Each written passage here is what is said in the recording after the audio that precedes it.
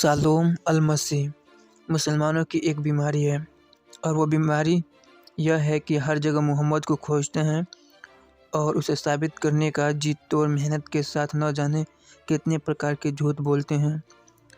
Bible में मोहम्मद को दिखाने के लिए एक जनाब बहुत परेशान है जो एक बच्चन को लेकर कई वीडियो बना चुके हैं।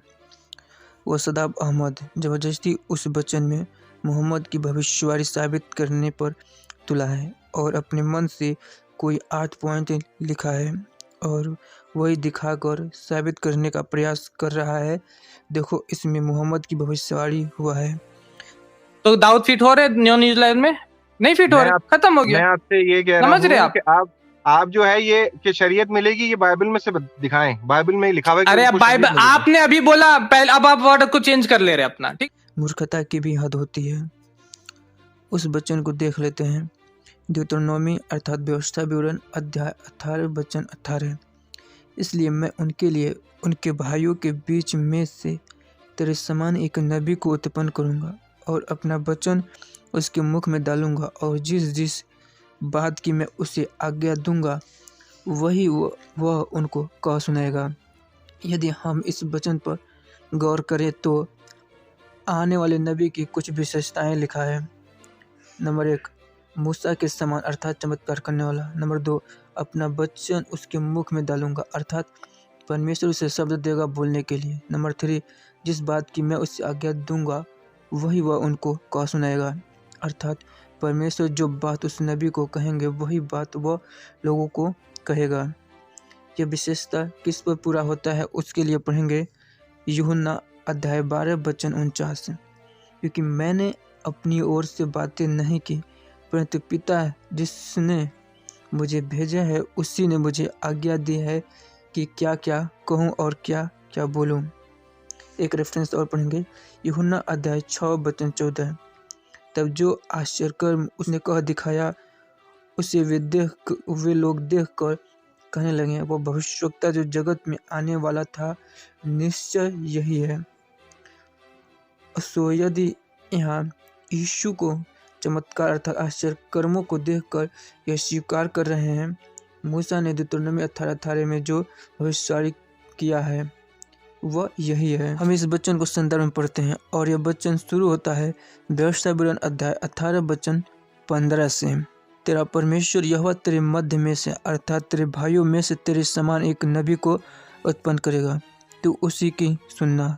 वचन 16, यह तेरी उस विनती के अनुसार होगा जो तूने होरेब पहाड़ के पास सभा के दिन अपने परमेश्वर यहोवा से की थी। मुझे न तो अपने परमेश्वर यहोवा का शब्द फिर सुनना और न वह बड़ी आग फिर देखनी पड़े, कहीं ऐसा न हो कि मर जाऊं। वचन 17, तब यहोवा ने मुझसे कहा वे जो कुछ कहते हैं ठीक कहते हैं, इसलिए मैं उनके लिए उनके भाइयों के बीच में से तेरे समान एक नबी को उत्पन्न करूंगा और अपना वचन उसके मुख में डालूंगा और जिस जिस बात की मैं उसे आज्ञा दूंगा वही ही कह सुनाएगा। वचन 19, जो मनुष्य मेरे वह वचन जो वह मेरे नाम से कहेगा ग्रहण न करेगा मैं उसका हिसाब उससे लूँगा। जैसे कि हमने अब पढ़ा तो वचन 15 में स्पष्ट लिखा है कि उस नबी को यहोवा भेज रहा है न कि कोई अल्लाह। यहाँ पर मुसलमान कहेंगे यहोवा ही अल्लाह है जो मुसलमानों का बहुत बड़ा झूठ है। यदि अल्लाह यहोवा है तो यहोवा का 3 व्यक्तित्व है, तो क्या मुसलमान यह स्वीकार करते हैं अल्लाह का 3 व्यक्तित्व है? यहाँ इन मुसलमानों के झूठ पकड़ा जाता है। जब उस नबी को यहोवा भेज रहा है तो कैसे वो मोहम्मद हो जाएगा? सोचने वाली बात है।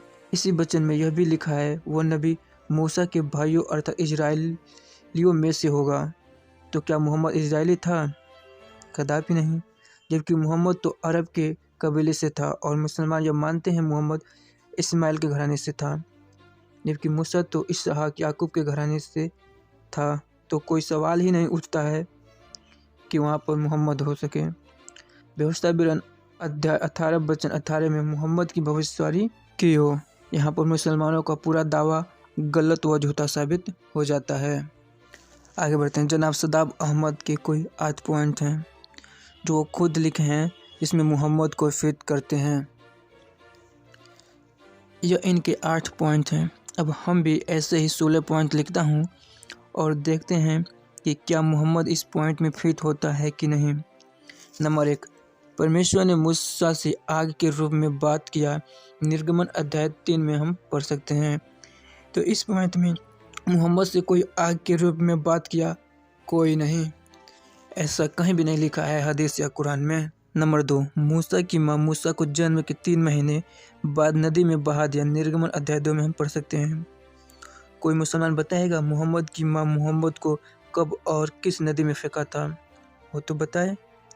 नंबर 3, मूसा का पालन पोषण फिरौन की बेटी ने करवाया था। निर्गमन अध्याय 2 में पढ़ सकते हैं। कोई मुसलमान बताएगा कि मोहम्मद का पालन पोषण किस फिरौन की बेटी ने करवाया था। नंबर 4, मूसा की एक पत्नी थी। निर्गमन अध्याय 2 वचन 21 में पढ़ सकते हैं। मोहम्मद की तो एक पत्नी नहीं थी, बल्कि 1 दर्जन के करीब पत्नियां थीं। नंबर 5, मूसा के 2 बेटे थे। कोई मुसलमान बताएगा मोहम्मद के कितने बेटे थे। जहाँ तक मुझे पता है मोहम्मद का कोई बेटा नहीं था। नंबर 6, मूसा को 10 आज्ञा मिला जो परमेश्वर ने पत्थर की पतिया पर लिख कर दिया। निर्गमन अध्याय 34 वचन 28 से 29। कोई मुसलमान बताएगा मोहम्मद को कौन सा सूरा व आयत में पत्थर की पत्तियों पर 10 आज्ञा मिला हो। नंबर 7, परमेश्वर मूसा से डायरेक्ट बात करता था, किसी के द्वारा नहीं। लेकिन मोहम्मद को तो जिब्राइल आकर वह भी किसी गुफा में बात करता था। नंबर 8, परमेश्वर ने मूसा को फिरौन के लिए परमेश्वर से ठहराया। निर्गमन अध्याय 7 वचन 1। कौन सा सूरा आयत में लिखा है मोहम्मद फिरौन या किसी के लिए परमेश्वर से ठहराया गया हो। नंबर 9, मूसा 40 वर्ष तक मन्ना खाया। निर्गमन अध्याय 16 वचन 35 में पढ़ सकते हैं। मोहम्मद कितने वर्ष तक मन्ना खाया, वह कहाँ पर खाया, कोई बता सकता है। नंबर 10, मूसा ने सांप को ऊंचे पर चढ़ाया। गिनती अध्याय 21 वचन 8-9। एक हदीस में आया है कि इस्लाम को सांप से तुलना किया गया है। नंबर 11, मूसा का भाई भविष्यवक्ता और उसकी बहन भविष्यवक्तिन थी। निर्गमन अध्याय 7 वचन 1। निर्गमन अध्याय 15 वचन 20 में पढ़ सकते हैं। कोई मुसलमान बताएगा मोहम्मद के कितने भाई बहन थे और उसमें मोहम्मद के अलावा कौन भविष्यवक्ता व भविष्यवक्तिन थी। नंबर 12, मूसा के द्वारा परमेश्वर ने समुद्र में मार्ग निकाला। मोहम्मद किस समुद्र में रास्ता निकाला, पता नहीं। यदि किसी को हो पता तो अवश्य बताए। वचन 13, परमेश्वर ने मूसा के द्वारा मिस्र में 10 विपत्तियाँ लाया। मोहम्मद के द्वारा कौन सी जगह में 10 विपत्तियाँ आया, कोई हो तो अवश्य बताए इसके बारे में जानकारी। नंबर 14, मूसा ने कभी व्यभिचार नहीं किया।